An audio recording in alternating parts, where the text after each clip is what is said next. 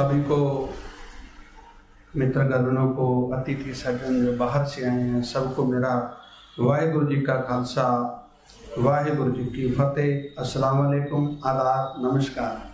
आज हम इस जगह पे नैतिकता के ऊपर बात करने हैं। जैसे शबीर खान भाई साहब ने कहा, सबसे पहली नैतिकता तो यही होती है कि जिसको हम एक बार मिले उसको दोबारा मिलने के लिए भी हमारे दिल में चाहत हो। सबसे बड़ी नैतिकता है। ज़्यादातर ये होता है कि हम जिसको एक बार मिल लेते हैं, जजमेंटल मूड के अंदर उसका हम अंदाज़ा लगा लेते हैं कि कैसा इंसान है, कैसा नहीं है, मिलेंगे दोबारा कि नहीं मिलेंगे। तो जब मैं 2019 में लखनऊ में करनाल से पहली बार आया था, तो भाई साहब से और दूसरे शोएब भाई साहब के साथ, शोहत अली खान के साथ मेरी बातचीत हुई थी, तो बहुत प्यार मिला था। तो जैसे बात करते हैं नैतिकता की, बहुत सारी अच्छी अच्छी बातें आपने सुनी है। मैं वैसे थोड़ा लेट हो गया आने में, क्योंकि गुरुद्वारे में कोई फंक्शन था, कोई प्रोग्राम था, इस वजह से। सबसे पहली नैतिकता तो इंसान को अपने आप से शुरू करनी चाहिए। भी मैं कैसा हूँ, जब मैं अपने आप को खुद को स्टडी कर लूँगा ना, तो सब पता चल जाएगा। देखो, हम एजड भी बैठे हैं, यंग भी बैठे हैं, तो हमारे बच्चे जो सीखते हैं वो क्या सीखते हैं? जो हम सिखाते हैं वो नहीं सीखते, जो हम करते हैं उसको कॉपी करते हैं, क्योंकि मंकी सी मंकी डू। जो हम करते हैं हमारे बच्चे वही सीखते हैं। जितना ज़्यादा मोबाइल फ़ोन हम चलाएंगे, उससे ज़्यादा मोबाइल फ़ोन हमारे बच्चे चलाएंगे। जितनी अपने पेरेंट्स की रिस्पेक्ट हम करेंगे, उतनी हमारे बच्चे अपने पेरेंट्स की करेंगे। और जितना ज़्यादा हम अपने माँ बाप को गलत तरीके से देखेंगे, उससे ज़्यादा गलत तरीके से हमारे बच्चे हमारे को देखेंगे। तो एक राइटर ने बहुत अच्छे से कहा, कहते हैं नेवर डिसरिस्पेक्ट योर पेरेंट्स। पहली नैतिकता एक इंसान की अपने घर से शुरू होती है। Never disrespect your parents. क्यों? क्योंकि he has a silently sacrifice. उसने चुपचाप, पता नहीं अपनी जिंदगी में कितना कुछ ऐसा है जो बिल्कुल अपने ऊपर सह लिया। अपने क्यों सहा? क्योंकि because your future comfort you comfort. आपको एक अच्छा इंसान बनाने के लिए जो अपने तरफ से माँ बाप करते हैं, उससे ज़्यादा और कोई नहीं करता। लेकिन ज़्यादातर गुणगान माँ के किए जाते हैं, बाप को कोई याद नहीं रखता। माँ एक बच्चे को अपने कोख में सिर्फ 9 महीने रखती है, बाप यहाँ पे 25 साल तक रखता है। पालना कैसे है, पढ़ाना कैसे है, फ्यूचर कैसे बनाना है, इसके लिए क्या करना है, क्या नहीं करना। और जब ये चीज हमारे अंदर आ जाएगी अपने बच्चों के प्रति, और बच्चों के दिमाग में अपने आप हमारे प्रति भी आ जाएगी। क्योंकि जैसे घर का माहौल हम अपना खुद क्रिएट करेंगे, हमारे बच्चे उसी माहौल को जीना सीख जाएंगे। कभी भी देखना, बच्चा कभी सिखाने से नहीं सीखता, बच्चा कॉपी करता है। वैसे भी जमाना कॉपी पेस्ट का ही है, हर एक चीज को उठाया कॉपी कर दिया। और दूसरा है, जब समाज में विचरते हैं, सामाजिक तौर पर, जैसे भाई साहब ने बात की, बड़ी अच्छी लगी मेरे को। हमें भी गुरु ग्रंथ साहिब महाराज की पावन बाणी में यही चीज सिखाई है। वो क्या है कि हर को नाम जाप निर्मल कर्म। हमने भगवान का, अल्लाह का, राम का नाम लेना है, और दूसरा है कि अपने कर्म सही करने हैं। जिसके अंदर आ जाती है चोरी नहीं करनी, बेईमानी नहीं करनी, किसी से नफरत नहीं करनी, किसी से ईर्ष्या नहीं करनी, किसी से द्वैत भावना नहीं रखनी है। यह सबसे बड़ा नैतिक गुण है। और जब एक इंसान अपने भगवान को याद करेगा, अपने खुदा को याद करेगा, अल्लाह ताला को याद करेगा, अपनी सोच में बिठाएगा, तो उसका मतलब है उसका हुक्म मानने के लिए भी रेडी हो जाएगा। और जब हम कभी मंदिर में, मस्जिद में, गुरुद्वारे में, चर्च में कहीं भी जाते हैं, तो वहां पे हमारा कितना टाइम बैठते हैं, कितना टाइम स्पेंड करते हैं। सुनने के लिए बातें बहुत अच्छी हैं, लेकिन इंप्लीमेंट कोई नहीं करता। चाहे मैं हूं, बात है इंप्लीमेंट करने की, वो कोई नहीं करता। अच्छा, कहते हैं हमें सुन लिया जी। मैं एक स्टोरी बताता हूं। एक दादा चारपाई पे बैठा या बेड पे बैठा, सोफे पे बैठा, अपने पोते को बोलता है, नाती को बोलता है, कह रहा बेटा पानी लाओ। अच्छा, बच्चा लैपटॉप पे बैठा हुआ है, वो काम कर रहा है। और पोते ने आवाज भी दे दी दादा को कि हाँ लाता हूं। 2-3 मिनट निकल गए। निकलने के बाद दादा बोलता है बेटा पानी ना लाया? कह रहा लाता हूं दादा लाता हूं। 2-4 मिनट फिर निकल गए। दादा बोलता कि तेरे को सुनाई नहीं देता? पोता कहता सुनाई तो सुन लिया मैंने। कह रहा कहां सुना? अगर सुना होता तो पानी आ ना जाता। हम सोचते हैं कि हमने कानों से सुन लिया और हमने बहुत कुछ हासिल कर लिया, लेकिन सुना यहां से जाता है। जो चीज हमें सिखाई जाती है उसको ऊपर हमने काम करना है। हम सुन लेते हैं अच्छी अच्छी बातें, यह जरूरी नहीं कि आज हम हमारे मंदिर में, गुरुद्वारे में, मस्जिद में हर रोज ही अच्छी बातें होती हैं नैतिकता की, लेकिन बात होती है सिर्फ इंप्लीमेंट करने की। हम में से कितने लोग करते हैं? मैं यहां पे खड़ा होकर के बोल देता हूं कि बेटियों का बलात्कार करना बहुत ही जुर्म है, और कहीं चौराहे पे मैं ही पकड़ा हुआ मिलता हूं। मतलब मेरी कहनी और करनी में दोनों में फर्क आ गया ना। तो जब मेरे कर्मों में फर्क आ रहा है तो मेरे सुनने वालों को क्या फर्क होगा? उनके ऊपर क्या असर होगा? और सबसे बड़ी गुरु ग्रंथ साहिब जी के अंदर बात है कि जब इन कर्मों को सुधारना है, ये चीज बदलनी है अपने आप के। ए शरीर हर धर्म है जिस अंदर सच्चे की विच जोत।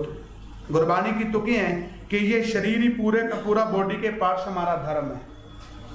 यही धर्म है, यही हमें सिखाते हैं कि सबसे पहले बंदे को क्या करना चाहिए, क्योंकि इसके जितने भी पार्ट्स हैं, याद रखना, कभी अपने लिए नहीं जीते, ये दूसरों के लिए जीते हैं। आंखें जब भी देखती हैं किसके लिए देखती हैं?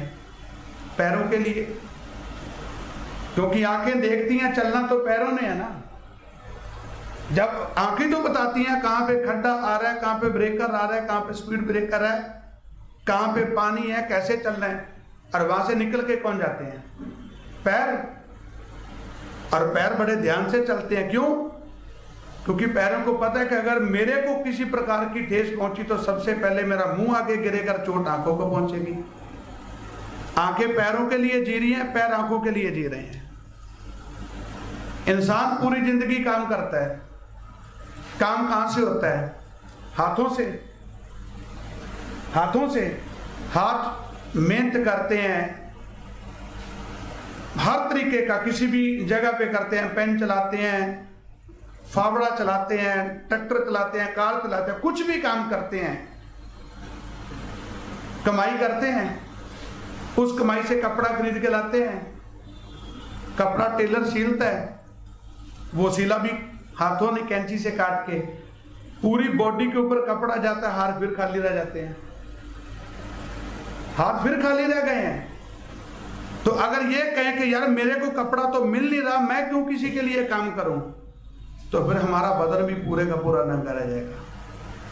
ये हाथ किसके लिए काम कर रहे हैं? अपनी बॉडी को कवर करने के लिए, बचाने के लिए। फिर उसके बाद जब हमारे पैर चलते हैं, हमें सबसे बड़ी ये चीजें अपने आप से सीखनी चाहिए। जब हमारे पैर चलते हैं तो पैर कैसे चलते हैं? एक पैर दूसरे पैर को कहता है कि भाई अब अपना भार मेरे को दे दे, तू आगे बढ़। एक पैर आगे चलता है, फिर आगे वाला जब पूरा आगे पहुंच जाता है, फिर पीछे वाले को कहता है अब तू अपना भार, अपना वजन, वेट मेरे को दे, अब तू आगे चल। एक एक कदम करते हुए इंसान आगे मंजिल तक पहुंच जाता है। जिस डेस्टिनेशन होती है वो कंप्लीट हो जाती है। अगर यही हम अपने जीवन में ले आए, एक धर्म दूसरे धर्म को बचाने के लिए जिए, हर एक इंसान दूसरे इंसान को आगे बढ़ाने के लिए जिए। लेकिन आज हम किसी को पुश नहीं करते, हम लेग पुलिंग करते हैं। आगे बढ़ने वाले को हम खींचते हैं। हमें उसको बढ़ावा देना चाहिए, आगे बढ़, चल, हम तेरे साथ हैं। अगर यही काम हमने किया था ना, जो आजादी का आज हम आनंद मान रहे हैं, तो मैं शबीर भाई से उस दिन भी बात की थी। हमने रामनवमी का त्योहार, हमने दिवाली का त्योहार, और हमने ईद का त्योहार, और गुरु नानक वैसाखी का त्योहार हमने जलियांवाले बाग में इकट्ठे मनाया था।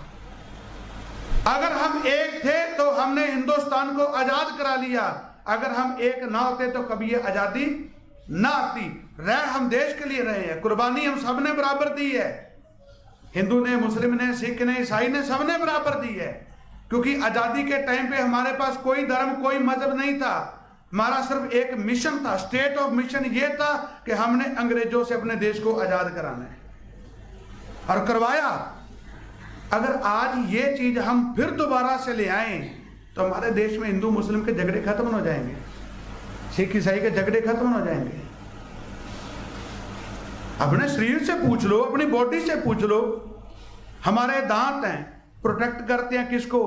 जैसे बेटियों की बात की थी, अपनी जीभ को। और जीभ बोलने से पहले बहुत कुछ सोचती है। क्यों? क्योंकि अगर मैं गलत बोली तो सबसे पहले गुस्सा मुंह पे आकर दांत ही टूटेंगे। एक दूसरे के लिए जी रहे हैं, हम क्यों नहीं जी सकते हैं? और बेटियों की जैसे प्रोटेक्शन की बात की है, और आज हर जगह पे हम सभी के सभी लोग इसी के ऊपर ही बात करते हैं कि हमारी बेटी, बेटी बचाओ, बेटी पढ़ाओ, चाहे कहीं भी हो। लेकिन किसी भी मजहब में, किसी भी धर्म में आज के टाइम पे बेटी सुरक्षित नहीं है। बलात्कार होता है तो मुसलमान की बेटी के साथ, रेप हो रहा है तो हिंदू की बेटी के साथ, उसे अपनी क्यों नहीं मानते? मेरे देश की बेटी है, मेरी बेटी है, मेरी बहन है, और हमें सिखाया भी यही गया है कि देख पराइयां चंगियां मामा पहना तियां जाने, चाहे कोई भी हो। हिस्टोरिकल चीज है, मैं बताता हूं, समय अगर ज्यादा हो जाए तो क्षमा चाहता हूं, कि हमने काजी की बेटी, उस टाइम हिंदुस्तान का बादशाह था जकरिया खां, लेकिन उसके अंडर में काम कर रहे थे फ्रॉक्शियर। तो काजी साहब की बेटी बहुत खूबसूरत थी, उठा के ले गए, क्योंकि राजे महाराजा करते थे। उन्होंने ये नहीं देखना कि किस धर्म की है, किसी सुंदर लगी तो उठा के ले गए। काजी साहब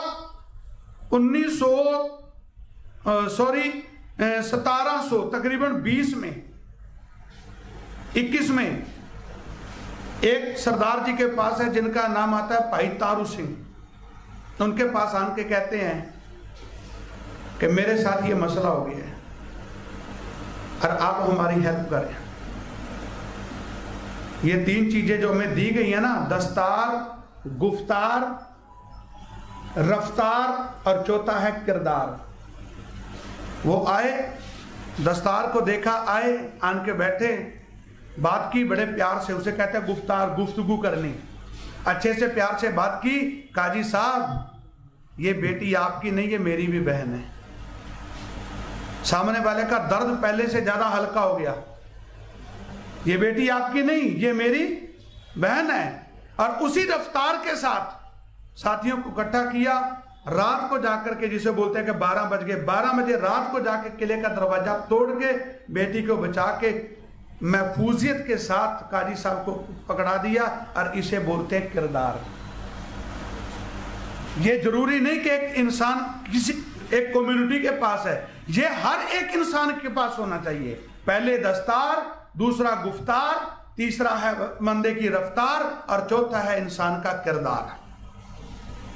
अफगानिस्तान की बीबी भानो पठान के साथ शादी कर रही थी और वो बहुत ताकतवर था।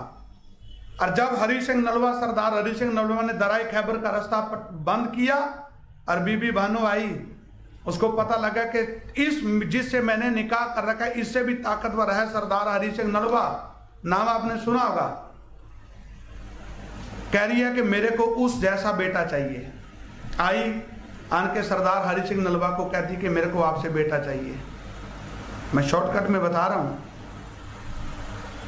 तो उन्होंने कहा मेरे जैसा बेटा अल्लाह तुम्हें देगा। कह रही नहीं, तेरे से चाहिए। तो सरदार हरि सिंह नलवा ने अपनी कृपान निकाल ली कि चली जा, मेरे को ये दोबारा मत बोलना। तो बीबी भानु बोली, कह रही कि आज तक मैंने सुना कि इस दर से कोई खाली नहीं गया, लेकिन मैं तुम्हारे हिस्टोरिकल चीज पे धब्बा बनूंगी कि मैं उस घर से खाली आई हूं, मैं खाली आई हूं। सरदार हरि सिंह नलवा ने पूछा कि चाहती क्या हो? कह रही तुम्हारे जैसा बेटा। तो सरदार हरि सिंह नलवा ने कह दिया कि जा, आज के बाद तू मेरी मार, मैं तेरा बेटा। 19 साल की, आज भी सिख हिस्ट्री के अंदर पढ़ाया जाता है कि 19 साल की बीबी भानो और 50 साल के सरदार हरि सिंह नलवा की मां थी। ये होता है किरदार। ये होता है कि इंसान को निभाना।